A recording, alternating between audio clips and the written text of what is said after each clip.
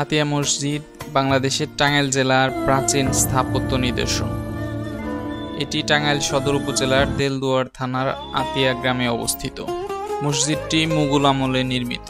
শিলালিপি থেকে জানা যায় 1609 খ্রিস্টাব্দে মুঘল সুবাদার সুলতান পারভেজের সময় এটি নির্মিত হয়েছিল। সুলতান পারভেজের অধীনস্থ স্থানীয় জমিদার সাইদ খান পন্নী তৎকালীন শাসক পরিবারের সদস্য মসজিদটি নির্মাণ করেন।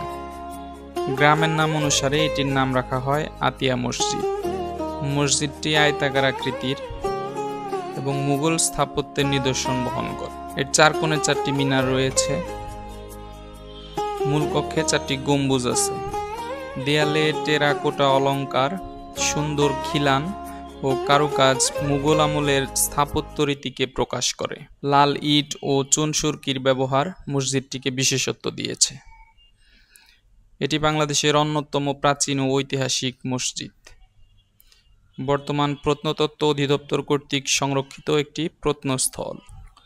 আতিয়া মসজিদ শুধু একটি ইবাদতের স্থান নয়, এটি আমাদের সংস্কৃতি, ঐতিহ্য এবং স্থাপত্য কীর্তির এক অমূল্য ধন, যা যুগে যুগে মানুষকে, স্থানীয় ও বিদেশি পর্যটকদের কাছে এটি আকর্ষণীয় দর্শনীয় স্থান।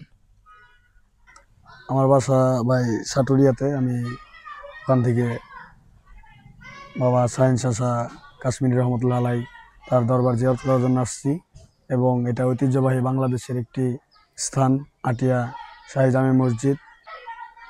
অনেক আগের, এটা কুটির শিল্পর একটি কাজ। এগুলো হাতে নকশে করা। বর্তমান জামানায় দেখা যাচ্ছে এগুলা মেশিনেও এত সৌন্দর্য করে এই কাজগুলো করতে পারবে না। দেখতে অনেক সুন্দর। আর এখানে আরও দর্শনীয় স্থান আছে। এখানে বাবা শাহিন চাচা রহমতুল্লাহ আলাই, ওখানে একটি স্থান আছে যেখানে সে ইবাদত করতেন, চিল্লা দিতেন। ওটা একটু যে ভিতরে ওইদিকে, ওখানে গেলে দেখা যাবে।